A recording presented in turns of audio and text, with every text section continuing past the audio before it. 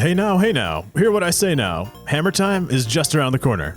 Welcome to a Mothi challenge run. It's lovely to see you here. Today, we're back in Bloodborne doing a single weapon challenge run featuring the Boom Boom Boom Boom Hammer.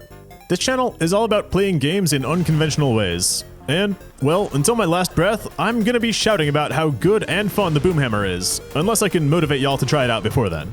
This hammer hits extremely hard. It's crunchy and slow, but this thing is a cheat code against some of the toughest encounters in the game.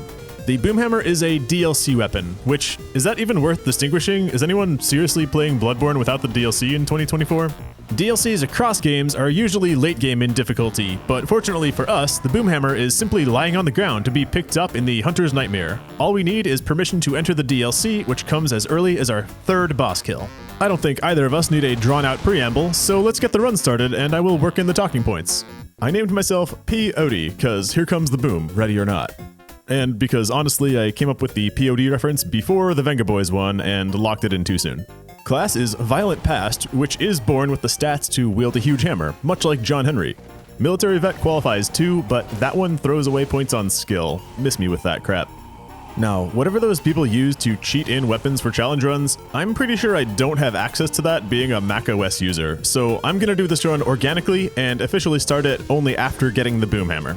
But I don't want to miss those first 3 bosses with the Boom Hammer, so once I beat the game, I'll roll on to New Game Plus and finish up those same bosses, this time with the Boom Hammer. Sound good? While I go pick up my favorite weapon, here are the rules by which this run will abide. Boom, boom, boom, boom. Oh, and let's set a level cap so we don't get too overpowered. That should do it. If you want to stay weak, you've chosen the wrong weapon. But for real, we're just killing all bosses, starting with the Blood-Starved Beast, while only ever using the Boom Hammer for damage. Let's kick off that fight while I introduce the moveset. Listen, normal Bloodborne fighting is about finesse. You dodge enemy attacks, choosing careful windows to counter, or you execute well-timed gun parries to create your own openings. But the Boom Hammer says, what if we just pressed R2? The Boom Hammer is a medium-sized, one-handed hammer. Its tricked mode is also a medium-sized, one-handed hammer. Unlike most weapons that fundamentally change form when you hit L1, tricking the Boom Hammer just cocks the hammer on the hammer and readies an explosive charge that goes off the next time you perform an attack. It has the exact same moveset tricked or untricked, but you're encouraged to hit L1 between every swing to maximize not only your damage, but your hitbox. Does it have combos? Probably, but that's playing it wrong. Performing a charged R2 with the Boom Hammer does a tremendous amount of damage, and also has so much stagger potential it even works on many bosses. Doing this tends to drain your entire stamina bar, but tricking it does not take your stamina, so a common workflow is going to be charged R2, then back up to recover stamina while hitting L1 to ready your next explosion. You've just got to ignite the light and let it shine. Let's set some terminology around these moves though. This script had extensive use of the phrase charged R2s, but I'm just gonna call those booms. For one, I like to use the word charge to refer to hitting L1 to charge an explosion. 2, saying R2s keeps making me think of Aratuza, and I'm like, what does Yennefer have to do with this? And then I'm like, wait, Yennefer a Venga bus? Maybe this should have been a Witcher video. But yeah, charged R2s are gonna be booms, and hitting L1 is gonna be called charging. Booms actually one-hit most enemies in the game, and if they don't kill in one hit, they'll stagger or pancake the enemy long enough for you to recover and do it again. Against bosses, you need a little more care. We can't fully disrespect the Blood-Starved Beast with chained booms, but a lot of that is due to how she prances like a pony around you and tends to disengage while we're still waiting for the hammer to fall. To cope, I learned to lead this fight into the margins of the arena where her escapes get impeded by the pillars. I plunged this pillar man into a volcano with my booms and wrapped up my first Boom Hammer boss fight with the Blood-Starved Beast killed. Can you guess what boss comes after Blood-Starved Beast? That's right, we're going to the Square Chalice Dungeon. Listen, I've paid my dues time after time on the Chalice Dungeons, but I think they make the Boom Hammer a little more interesting to use. See, the Boom Hammer's strength is in how few hits it takes to defeat enemies. There's a very important difference between one-shotting an enemy and almost one-shotting it, given the long recovery time of a boom. So the Boom Hammer, more than other weapons, incentivizes investment in its blood gems in order to keep its damage above that breakpoint on as many enemies as possible, and you get those better blood gems by running Chalice Dungeons. There are 2 good strategies for gemming a Boom Hammer. Nourishing gems, naively speaking, are the clear best. The Boomhammer's damage is split between blunt and fire, but nourishing gems increase all kinds of attack, so a nourishing gem increases both your blunt and fire attack numbers. Increasing just fire or just blunt would be leaving value on the table. The other niche gems you could pursue are striking blood gems, which increase charged attack damage. You generally get a bigger percentage increase with these, but it railroads you into mostly charged attacking, something we're generally happy to do with a Boomhammer. These gems take more specific farming to find though, so I will leave that as an exercise to the viewer. Anyway, Undead Giant is the boss on layer 1 of Upper Thumaru. At first I had trouble sneaking booms. The giant does stagger, but not enough for us to go unpunished if we get too close. It's that fast left arm backhand specifically that gets you. The best opening for booms was to bait his 2 to 5 hit melee combo, then boom his ankle toward the end, using that extra spacing to assist the rollout. Oh yeah, this is a good time to mention we're mostly playing without locking on to enemies. The hammer rewards careful aim, be it going for a boss's head for extra damage, or going for an extended ankle to leave space to disengage. On floor 2, we run into our first bell-ringing woman. They do die to a single boom, but who has space for that with the red summons rushing you down? Better to get her with R1s. Wham bam thank you ma'am. Get inside my heckin' gold Trans Am. Merciless Watchers are the layer 2 boss. They're one of Bloodborne's very few blunt weak bosses, and this fight is so easy regardless that who cares. Watchers are annoying because they don't stagger enough from a boom to allow a safe recovery, and they tend to have very quick follow-up attacks after they recover. So fighting Watchers involves a lot of trading blows. You take my life, but I'll take yours too. You fire your musket, but I'll run you through. And this is a good time to mention that the Boomhammer has poo-ass rally potential. After losing health, you can rally back some of your missing hit points by attacking the enemy. But your rally potential is not based on a percentage of the damage you deal, or we would be set. Instead, it's a flat amount varying by weapon, and the Boomhammer's is quite low, especially considering its slow swing speed. And I do think I understand that. If it had better rally, you could ignore so many enemies' attacks and just swing away Meryl. Ho ho ho ho! Controller died right there. Wow, during that boss fight could have been a different story. So I told you about the kinds of blood gems that the Boomhammer wants. Well, the shape of the gems matters a great deal too. I'll spare you the lecture on shapes, but long story short, I believe the best configuration is radial triangle, which comes on the uncanny variant of the Boomhammer.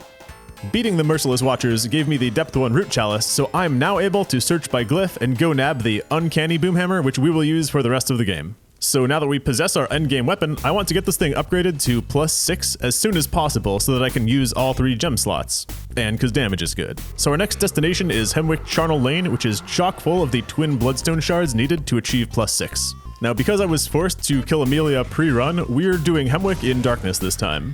And when darkness turns to light, it ends tonight. Just a little insight won't make this right, because going to Hemwick at night gives you extra Elden Ring bosses as enemies who sadly take more than one hit to kill. They can be aggressive, so hitting them with a jump attack is safer than trying to land a boom. Jump attacks from the Boomhammer still do good damage, but less, but they are easier for us to safely recover from. Witch enemies die nicely to 1 R2 though, and ogres do get a nice long stagger when boomed. Then we have to fight Michelle Pfeiffer and Susan Sarandon. They're a good Boomhammer boss since you can get a solid boom in before they teleport. I even caught 2 of them at once. That was juicy. After Hemi, I upgraded my Boomhammer all the way to +6 and filled out all 3 gem slots. Now let's have some fun. I should be wiser and realize that I've got one less problem without Ariana. But we need her for the Umbiggie Chord later, so go send her to safety right now. Then head on to the Forbidden Woods. Something very strange occurred in my game here. After I visceraled this executioner enemy, my hammer's hammer changed color from orange to red. Y'all see this too, right? I had my torch out this whole time and they used to be the same color, but now the hammer is distinctly red, and it stayed this way for several minutes through multiple booms and through different lighting conditions. If I didn't have the torch out to compare, I would have let the game gaslight me on this, but no, my hammer is totally red right now. Moving on, human enemies here still die to 1 R2, and the beastly men die to a boom or a jump. Grab the Tonsil Stone for Lecture Hall access, and open Yosefka's, grabbing the Canehurst invitation. I totally opened the door here, but this door is closed on me when I try to go back later after the Blood Moon. Yosefka must shut this if you don't kill her right here. In the woods' second half, I realized how helpful a blue elixir is on the rooftop section where they're lobbing Bob Loblaw's Molotov bombs from what feels like an unfairly long distance. This was totally a miss in my as intended video. Blue elixirs are helpful in so many places in Bloodborne where enemies are attacking you from range. Also a miss, it was only now that I forgot we left the dog outside. Damn to the depths, whatever Muttonhead thought of parlay.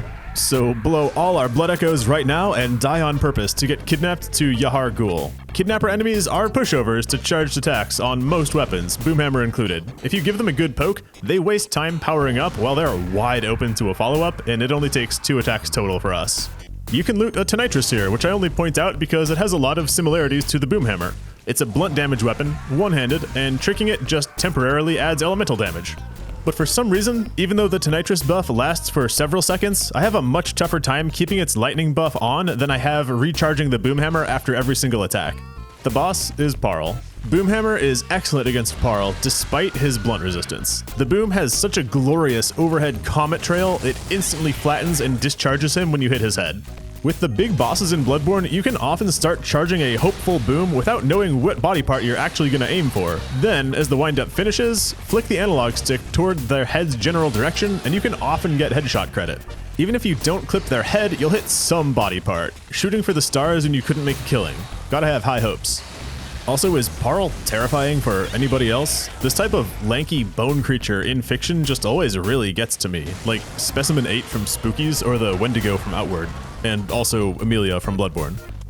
Okay, with that little hiccup resolved, it's back to the woods. Small snake balls die to an R1, that's great. But large snake balls take a little more learning since they recover fast enough to counter your booms. There is actually one Boomhammer combo that I left out though, and it's relevant against enemies that you have to hit more than once. Using L1 out of a combo just charges the hammer at no stamina cost. But using L1 as a follow-up to another attack has you thrust the hammer into the foe as an attack, which also charges the hammer. So R1 L1 is one combo that's good to learn with the hammer. The hammer's R1, uncharged R2, and rolling R1 are all gigantic circular sweeps with an amazingly large hitbox. They even extend in a vertical column farther than you would expect for purposes like hitting crows out of the air. It's impossible to miss with this thing. But the follow-up L1 is a narrow jab, which is very possible to miss. I mentioned earlier that you mostly use the Boomhammer without locking on. Well, a big brain play if you're doing this combo is to sweep the enemy unlocked with an R1, then quickly lock on as you hit L1 to help that connect. Shadows of Yharnam. Hey, this boss is just 3 dudes in a trench coat. Well, 3 dudes in 3 trench coats. And Boomhammer loves making bacon pancakes out of anything human-sized. Sword and Candleman were both very easy to boom or jump. It was just a matter of getting them separated. Sometimes I like to rush down the mage by hitting and running, but these fast hits are not really the strength of our hammer. Train was right, this is not a drive-by. And yet, once the snakes started coming out, the battle got a little hectic, and I still went to go finish the job on the mage first. Swordman went down next, it was really just a matter of who approached me first. Candle went last. He had some nice dodges against my booms that artificially prolonged his lifespan. Jumps are probably just a little better in this fight for that reason. Then onward to Bergenworth. This little woodsy path in is so cozy, it reminds me of home. Jeff Goldblum's took upsettingly little Boomhammer damage. My hitbox would hit them mid-jump, but their frenzy jump has enough poise that even a hammer does not interrupt it. The solution was ultimately jump attacks of my own, since they can't react in time if you're coming in from downtown. This Hunter NPC is an absolute prick, as always. Boomhammer is excellent against all NPC hunters since they just can't counter pancaking jump attacks. But a call beyond is a call beyond, and I still Sekiro Shadows died twice here. Which segues me into a little self-promo before we head into ROM. Because I'm reminded, so many people in my life are demanding me to play Sekiro, and I have officially decided to make Sekiro my 50k sub goal on YouTube. I'm dead serious. It will be a stretch to hit that this year, but I'm going to continue trying my darndest to grow. Thank you sincerely to everyone who watches these videos, likes, and comments. I woke up to 17,000 subs the morning that I'm writing this. It was so recent that I was staring down 10k, and before that, 5. So seriously, thank you to all of you for taking this channel as far as you have. This YouTube channel is one of the things that I am proudest of working on in my entire life, and I really want to keep it going. So if you're enjoying the content, please consider doing the normal interactions because it helps me get this video in front of more people who will enjoy it as well. And yeah, I will finally play Sekiro if the people insist. Now, call me Maruchan, cause I'm ramen. The Boomhammer's R1 and rolling R1 sweeps are excellent at one-shotting spiders thanks to their wide angle which gets behind their head armor. Then, for the first time in my Bloodborne career, I experimented with Beast Blood pellets, because once Rom is exposed, they're just free damage against a defenseless foe. Sometimes you can stagger Rom out of teleporting for a second by overwhelming it with damage, but sadly, I was not able to trigger that with the Boomhammer. I think my damage per second is ultimately not very good, despite individual attacks being huge. After the Blood Moon comes out, I grab the Yahar Ghul Lantern for later, then backpedal to get warped into the lecture building. Because I have nothing else to say in the lecture building, let's talk about stats. The Boomhammer has excellent strength scaling, mid-arcane scaling, and very slight skill scaling. You get the biggest increase in damage by first leveling your strength to 25. Then stop leveling strength while you level arcane all the way to 25. Once both of those are 25, you can then bring strength up to 50. If you haven't beaten the game by then, you actually get more damage by next leveling skill to 25 than you would by taking arcane to 50. So after skills at 25, most levels are marginal. Vitality is very strong in Bloodborne, but you can actually completely ignore endurance depending on your playstyle. Alternating booms and charges only needs minimum endurance since you're likely draining your whole bar to do a boom. Enemies will be dead for you to recover your stamina, and against bosses, you're never going to be chaining attacks anyway. The Nightmare Frontier gives you a bunch of lead elixirs, which I decided to test out against the NPC Hunter duo, and wow. This is an excellent item placement I missed in As Intended. You can just stand there tanking and chain booms against the hunters to end the fight very neatly. Sadly, our boom damage is not quite enough to one-shot giants. In this canyon where you're Kate Bushing it climbing up a hill while multiple giants have sightline on you at once throwing boulders, it would be nice if we could kill them in one and get out, but I have to lower myself to the level of fighting them carefully. Great news on what we can one-hit though. Winter Lanterns. One boom flattens them, giving easily enough time to pop a sedative without that weird tension of, should I have done the sedative now or try and get it killed before I use one? Interior crocodile alligators die to a boom, but not to a jump, which is honestly a rare middle ground for an enemy to fall in, and it stinks because jumps are nicer to use on them when you're slowed down by the swamp. Since Amygdala only deals blunt and physical damage, I decided to also try a lead elixir during this fight, and that was such a good call. You can just tank hits and crunch overhead R2s into her head. Boom, boom, boom, boom. The gigantic hitbox of the hammer is just so good here. You can start your boom in pretty much any position, and there will be something to hit by the time you unleash. Just fight unlocked and try to boom pivot towards the head if you can tell where it is. I was playing weird at the end of this fight because my monitor started flickering off for a few seconds at a time, so I was playing half blind, but this was the winning attempt. Then, since Amygdala drops a chalice, and because I want to turn more of those almost one-hits into actual one-hits, I was motivated to, right now, go do a little bit more chalice work. But if you know the chalices, you know we have a problem coming up. The next boss is Watchdog, who is properly immune to fire. I played around a bit with untricked attacks here to see. They do use less stamina for the same moves compared to tricked, but not a lot less. It's like 80%. This ghost assassin forgot to hide. Okay, Watchdog. I did a boom for science, which did 367, while an untricked charge attack did 375. I'm not sure why it did more damage. It should have only taken off the fire damage. Watchdog likes to move around a lot, but by fighting unlocked and boom pivoting, you can turn whiffs into hits. Eventually I got a limb break, and then I was able to follow up with a head smash for a giant 1253. Turns out, even with the fire damage taken from us, our blunt damage was good enough to get through this fire immune boss drama-free. But that was an easy chalice dungeon for babies, so I rolled right through to Central Thurmaru. I had no memory of the first boss going in here. Turns out it's just some punk who cripples to booms. I discovered that the hammer was rocking scorpions, who can normally be damage resistant, like a hurricane. Don't know if that was the blunt part or the fire part, I don't really care. The boss on layer 2 is Keeper of the Old Lords. I love her for doing a nice, slow walk up. That's exactly what we want to see. Jump attacks and booms were both very safe to use here. Then the Thumerian Descendant is the boss on layer 3, but he also pancakes to a boom, so he was trivial. I got caught in a healing loop for a while once he pulled out the dual showtells, but once I pulled ahead, booming resumed for the win. Cool, now back to the main game. The Blood Moon triggered the pregnancy of fake Yosefka, but I discovered now that she had rudely shut her front door when I tried to enter from the sick room. Because she made me repeat the nasty swamp part to get to her back entrance, I wasted no time destroying her once I got in. Then on to Yahar Ghul for the third time. This shouldn't be news, but the respawning red versions of enemies are highly damage resistant. Once you kill the Bell Woman and they become mortal, these enemies take much more damage and can be one hit. This Hunter Triad was a slog as always, but way less trouble than usual since pancakes are on the menu. I tried a lead elixir too, since those are generally good for NPC encounters, and it may or may not have helped, since mobility is actually pretty important for this one encounter. Yahar Ghul gives us all the blood chunks we will ever need to +9 our weapon, but I hold off on upgrading since I want to try and do the entire area without resting. Blood vials are always tight in Yahar Ghul, but since the boss is forgiving, the challenge is all in the lead up. These Bucket of Skulls enemies took some effort, something I want to avoid as much as possible. Smashing things, in my lane, moisturized and thriving. These guys don't die to a boom, nor can you easily get them with a follow-up L1 since they tend to crumple below your hitbox. This is the most normally that I've had to fight in a while, just dodging attacks and working in R1s. By the time I made it to the one reborn, blood vials were reaching their ends. I put on my best blunt arcane resist gear and went in to fight one with 6 blood vials on me. Did kill the bell ringing women first because I have nothing to prove. Then my booms did not move his health bar as much as I would have hoped, but I did get a limb break in 2 booms, which bought 2 free follow-ups at increased damage. I experimented hitting his head once to check the damage, and yeah, it was better, but why take the risk when leg hits are so free? One reborn, easily down. I upgraded the boomhammer to +9 after this. Now we're only waiting on a blood rock to get +10 and max it out. I'm still afraid of Martyr Logarius, but at this point, a trip to Canehurst was overdue.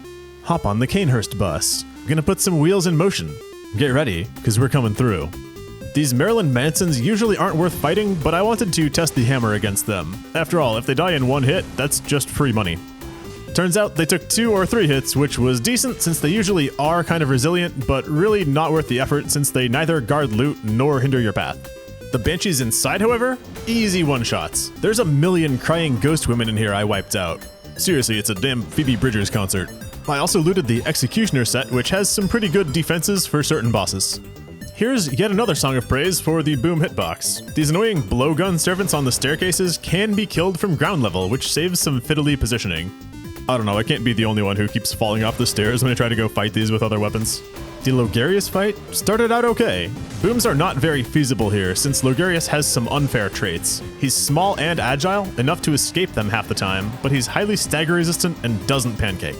The best strategy I found here was to roll through his spells, hit him with an R1 L1 combo, and roll out. His jumping sweep in phase 2 should be a good opening for a boom, but A, I suck at dodging this, and B, he was still fast enough to disengage before it went off half the time. There was one time I did land a boom and even got back attack credit, but I wasn't given the visceral. Is this because you need stamina to initiate a visceral and I had none, or did I just miss it?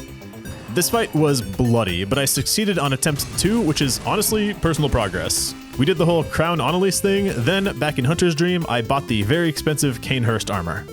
Now, I'm not trying to do 8 more Chalice dungeons, so I decided for this run that I'm just going to do 1 more. After that, whatever blood gems we have, we have. Here, let's go to Lower Thimmeru. Layer 1's boss is just Watchers again. Very little to say. Layer 2 gave me the gift of a fun rat swarm to blast through. The 300-ish degree arc of your attacks is just so good at taking out every form of animal enemy in this game. Then this boss was the Club and Chains Undead Giant. He has a nasty pink polyp on his paw hip that can be busted once for damage, but it didn't seem to function like a limb break since damage to him stayed the same afterward. Like the previous giant, this one can punish your recovery after a boom, so do try to hit him from arm's length when possible. Layer 3 of Lower Thimmeru is the most miserable Chalice dungeon in the game. The main chamber has a bell-ringing woman, a greatsword hollow guarding her, 10 or 12 of those fireball gaping dragon bugs, a wandering keeper with hellhounds, a bonus non-hell dog or 2, and a bunch of random punk zombies, some of whom throw Molotovs. This floor sucks. I will highlight one small boomhammer strategy here. For an enemy who doesn't die to 1 boom but gets close, it makes the most sense to hit it with your weak attack first, then finish with the boom since your slow recovery won't get punished if the enemy is dead. It's a small edge, but one you'll want to take fighting things like werewolves and watchers.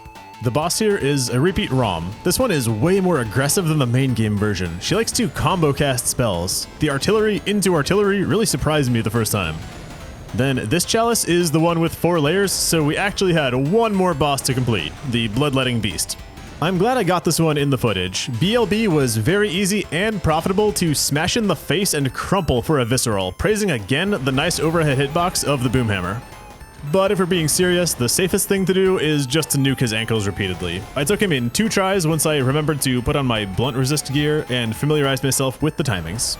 At the end of our 3 chalice dungeons, I ended up with 2 radial blunt damage gems, and sadly my best triangle gem only gives 9% physical. None of these gems boosted my fire damage at all, which means we've tilted the Boomhammer's output much more toward blunt and away from fire after adding gems. The good triangle gems come from dungeons, and I just never got there on this run, and I wasn't blessed with any usable nourishing gems of either shape. Still, what we got is a pretty nice head start, and I'm happy to continue on. Lecture Building 2nd floor is next. No news here except that Patches dies to a single boom. Then Mensis. With my high insight, my frenzy bar was short. I headed back to the dream to put on frenzy resist runes and spent down some insight on the Gascoigne set just so we could tolerate some more build-up in Mensis. I had one dumb interaction on the run in. So these fuzzy hunters erupt into worms on death unless you kill them with fire damage. Well, the Boomhammer does fire damage, but I had worms out. What's going on? I had actually foolishly killed this one with an uncharged R1 because it didn't die in one hit, and I was panicking with that brain frenzy beating down on me. It's like the one time in the whole playthrough that I unintentionally used an uncharged attack, and of course it was against the enemy who punishes you for doing so. Oops. Australia was fine because, as we know, the Boomhammer handles animals very well. Against the big mama clogging the door, I stepped to the side and cheesed her with Boom AoE. This NPC hunter on the bridge has the right idea, using a huge weapon with charge attacks, but I was better at using a huge weapon with charge attacks. After killing him, I could swear the Boomhammer changed color again, not as dramatically as before, but to a reddish orange this time. Am I seriously going crazy? Next boss is Mikolash. He's a human-sized human, so of course he crumpled when I jumpled. I made sure to take the detour halfway through the fight for the leveled up Moon Rune because cash is always good. On phase 2, sadly a boom cannot stop a call beyond from call beyonding, but luckily I lived through one at the end because I geared properly. On the way to drop down the Mensis Brain, these Winter Lanterns took 2 hits, which especially for them is a big difference in difficulty. The good news is you can still pancake them even during their hug animation. I dropped the Brain Chain, collected a bunch of blood gems, sadly none of which are applicable for this run, then jumped down to collect our Blood Rock, which finally lets us upgrade this uncanny Boomhammer to +10. Then I stopped progressing in Mensis right here because I don't like the aesthetic of the Burning Hunter's Dream while I'm doing the DLC. I also haven't done the Upper Cathedral Ward. Quickly before we go there, let's grab some more umbilical cords. I boomed Ariana and her baby, which each only took 1 attack. Of course they did. Then I went to the Old Hunter Workshop for a cord and the hair ornament. If you give this to the doll in Hunter's Dream, she hands you a Tear Blood Gem, which gives 2 HP regen. If we were carrying a gun in our left hand, even without ever firing it, I could slot this gem in that gun for a free constant regeneration effect, but I don't know. Even if I never fire the gun, I don't like the vibe of carrying it in my hand during this challenge run, so torch it is. That way we can check for color changes on the hammer more easily too. Okay, Upper Cathedral Ward. Squelchy boys die to a single charge, which is great news. I used a blue elixir in the Werewolf Chandelier room, which was actually a great call. It allowed me to pull one of them at a time. Highly recommend. Then I fought the Celestial Emissary. This boss is a group of blue dudes, but they're all fake except one who owns the boss HP bar. Fortunately, a single R1 kills the chumps, so I quickly cleared the field down to just the boss. 2 booms did about 70% of its HP bar, and 1 more R1 finished it off. I know it's not much to brag about since this is one of the easiest bosses, but killing a boss in 4 hits was still pretty cool. Just wait till you see Ebrietas. I'm going to play this whole Ebrietas fight for you because it was plain stupid. Her head takes much more damage than her tentacles, which is the normal strategy, but the overhead boom hits her head so easily. I popped a lead elixir and chained non-stop booms to delete Ebrietas in 7 hits, including a visceral, and she's even resistant to blunt damage.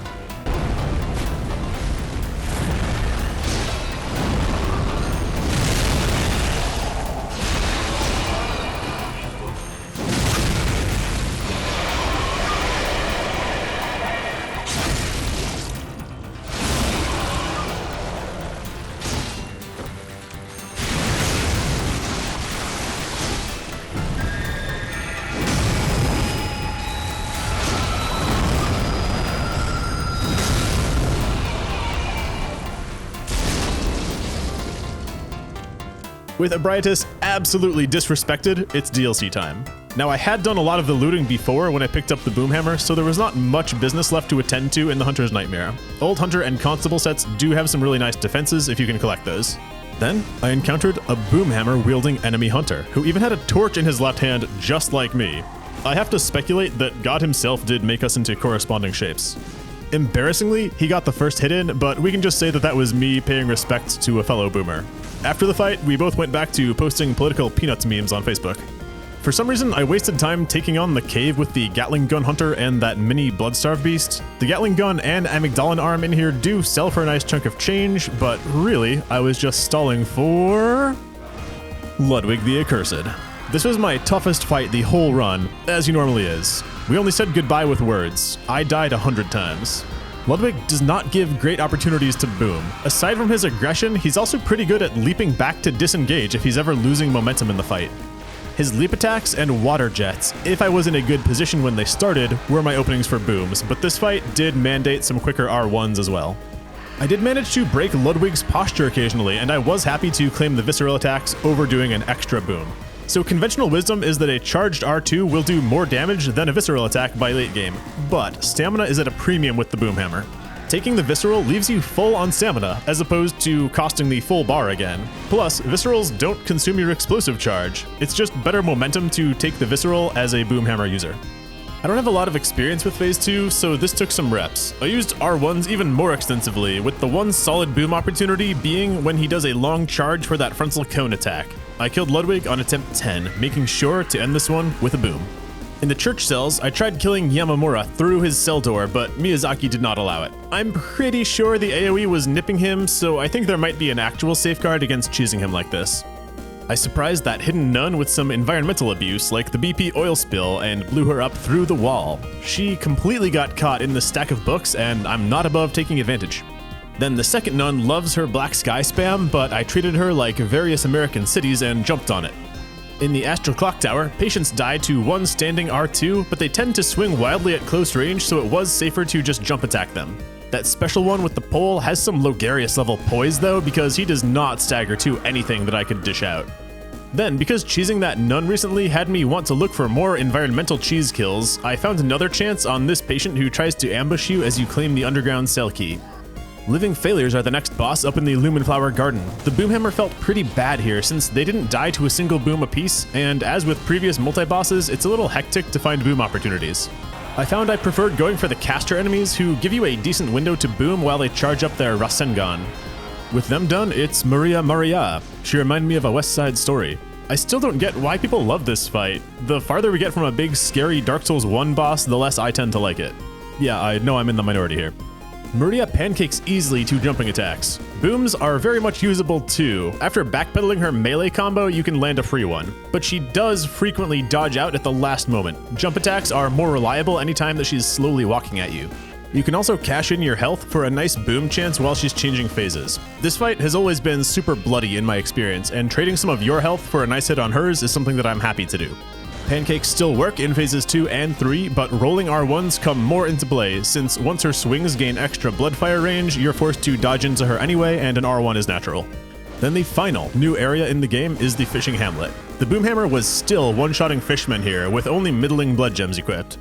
Sharkmen don't get enough stagger from booms to render them safe, but our high damage, at least, keeps those encounters short. Now, I never killed Brador the Church Assassin, so this time I got his invasions during the second half of the Hamlet. Should've sent a thank you note, you little hoe. Now I'ma wrap your coffin with a bow. He's using a gigantic, terrifying blood mace and swinging rapidly. And yet, we're just a little better at smashing. Side note, I'm surprised how short the Fishing Hamlet is when you're not exploring and looting it. They just allow you to walk straight across the bridges and skip this whole town area. These Shelbyville snails die in one hit if you do it right, but either way, our hammer has a great hitbox for sweeping enemies low to the ground like this. With near max insight and no frenzy resist gear on, my frenzy meter is the size of a pinhead, and I immediately die trying to kill this endgame Winter Lantern. We're not gonna reattempt that again. Good riddance. On a cold and gray Chicago morning, a poor little baby child is born. It's time to fight the Orphan of Cosm. Orphan attacks rather quickly and has a large moveset, so we're gonna have a tough time finding openings to boom. The best is when he does a jump attack that you don't even need to dodge, but you can also sneak in a boom at the end of some of his combos, potentially trading hits. On my first attempt, I actually got a decent phase 2. Then I tinkered with the build to try something out. Since we were making trades with this boss, having good rally potential could help out a lot. Not only would better rally potential stretch my blood vials further, but it would save the action of having to use the vials, which makes a big difference on a fight like this with such tight timing. Sadly, the rally rune is based on percentage, so it scales with your weapon's innate rally, and because the boom hammers is awful, adding 20% to crap is still crap, so the rally idea is ultimately a bust. Instead, I just worked in more R1-L1 combos. Landing both hits often gives him just a little stagger, and it's enough to disengage safely. You do get a free boom when he changes phases, which, if you time it perfectly, can actually count for back attack credit. I, however, did not manage to pull off the back attack this time. In Phase 2, Orphan gets a little jumpier and boom opportunities pretty much vanish, but the R1-L1s still work, and it's mostly a matter of having enough blood vials left over as you grind out the last of his hit point bar. I wasn't confident that I should take the risk to finish him off with a boom, but at least I did boom his little Death Stranding shadow after the fight. There's one final DLC boss who feels less climactic than Orphan, but it's actually a nice finisher on this run since he resists fire, and it should test our weapon in a different way. It's Lawrence, the First Vicar.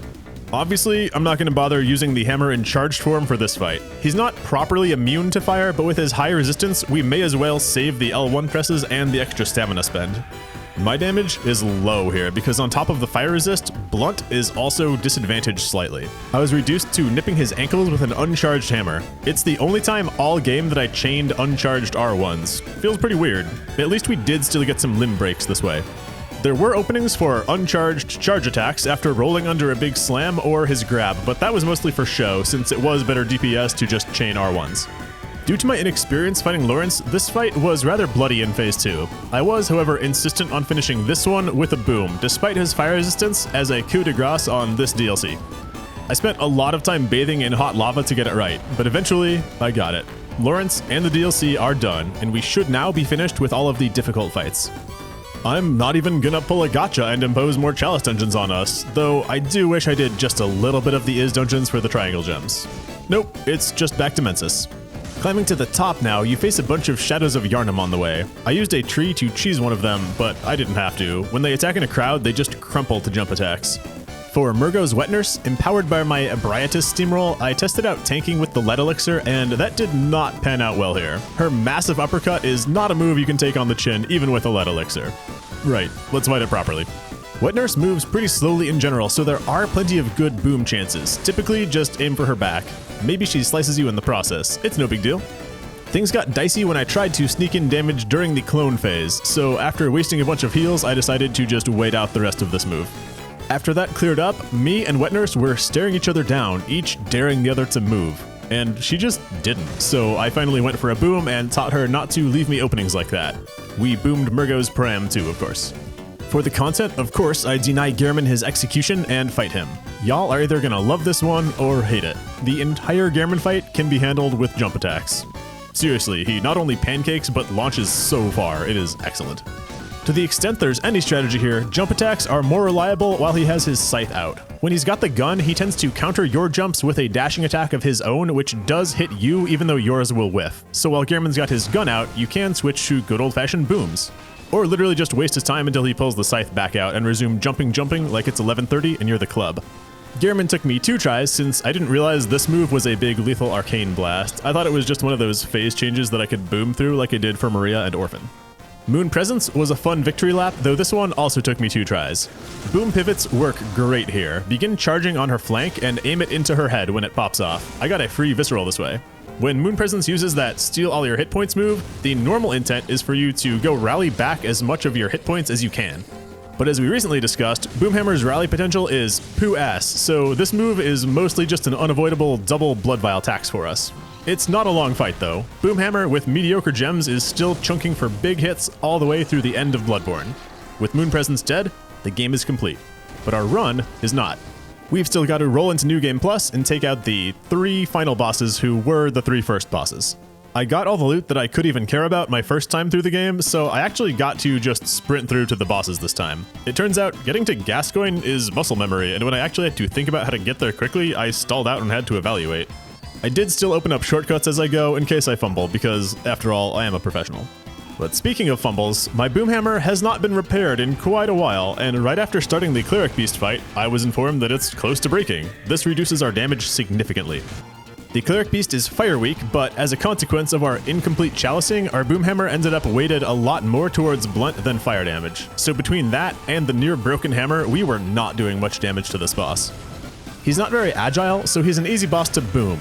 Except when it's not doing enough damage to end a fight early or break limbs in one hit, we're just better off using R1s. On the way to Gascoigne, I noticed that this bridge boulder seemed to do nothing. Then, when I locked onto the enemies who were still alive, I realized that they had taken damage, just not died. It seems like the boulder damage does not scale with New Game Plus, even though their health does. That's interesting. Father Gascoigne was a perfectly fine and uninteresting fight. We get excellent stagger with jumps or boons, him being a human-sized foe after all. A person can abuse his pathfinding with a weapon like this by separating him through gravestones and attacking him through the environment, but I did not feel any such need. His phase 2 does have a fire weakness, which again, I wish we had the gems to better punish. New Game Plus Gascoigne was still reasonably quick. Then, for the second time this run, I had to break into the Cathedral Ward to finally take on Vicar Amelia, the final boss of Bloodborne. Yet again, Amelia has a big fire weakness that we are hardly tickling. The good news is that she is very easy to hit with booms, but on New Game Plus with her high hit point pool, when the booms are not sufficient to break limbs in one hit, we get a lot more flexibility and a little more damage by just sticking to R1 L1 combos. It feels like Boomhammer will drop off more than other weapons in New Game Plus, since it never really had a strong DPS to begin with. Its strength was in dealing a huge amount of damage in one blow for purposes of staggers and limb breaks, but at the enemy HP levels where it takes multiple strikes regardless, the faster weapons will probably keep up better with higher NG Plus cycles. What I did to address this on my winning attempt against Amelia was to use a Beast Blood pellet. It was plain as day once I realized I wasn't having trouble staying alive, I just wished the fights took less time. The Beast Blood pellet lowers our defenses, but boosts our attack damage, and it feels like a good way to keep Boomhammer damage competitive as you advance through New Game Plus. Just might lose some of those chances to trade blows with the bosses that we were using. For the sake of the run, of course I made sure that the final blow against Amelia was indeed a fully charged Boomhammer boom. With that, Bloodborne is done. All bosses slain only with the Boomhammer. The Boomhammer's popularity suffers from being discovered so late and wanting a split between strength and arcane that nobody is going to happen upon it and suddenly have it become strong during their run. It's definitely a second playthrough type of weapon where you set your sights on it early and build for it. Doing it this way, it is a very strong weapon. It's excellent against any human-sized boss, and it's also excellent against huge bosses who are slow and/or take massive damage from headshots. The Ebrietas fight was just embarrassing for her. The Boomhammer was weakest against medium-sized bosses, those ones who don't get flattened by it, but who still maneuver quickly, mostly talking about Orphan and Logarius here.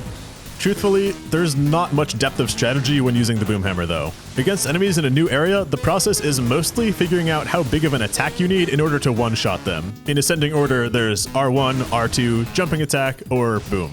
The lock-on subgame was a little bit interesting though. Playing unlocked is correct most of the time, but locking on was good for human NPCs and bosses, and it was also important during Orphan Phase 2 when he's running in circles. It's also good to quickly toggle on in the middle of an R1-L1 combo to help your L1 connect.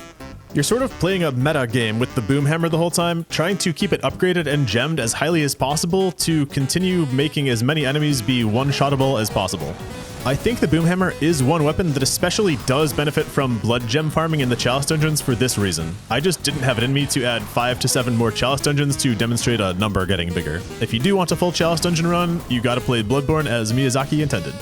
This is a side note, but y'all saw me changing outfits after every boss. I do highly recommend collecting clothes and speccing for each boss if you haven't been. There's little cost to it, except maybe buying the Cainhurst armor. Vitality is high-key your best damage stat in Bloodborne, since being alive tends to increase your damage, and wearing good armor combined with high health has a multiplicative benefit. Thank you for watching through. I hope you enjoyed my radio DJ voice extolling the best weapon Bloodborne has to offer. I wasn't originally going to make another Bloodborne video so soon, but I was inspired by some of my fellow Soulsborne creators releasing weapon spotlight runs, and I wanted to get my personal favorite weapon some exposure.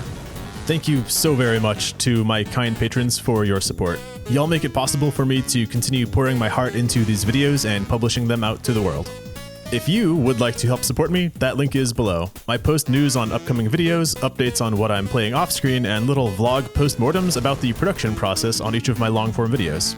With the Elden Ring DLC announced, I don't think it makes much sense for me to make Elden Ring content again until that DLC hits. But I'm still catching up on major releases from last year and preparing some as-intended runs for new IPs.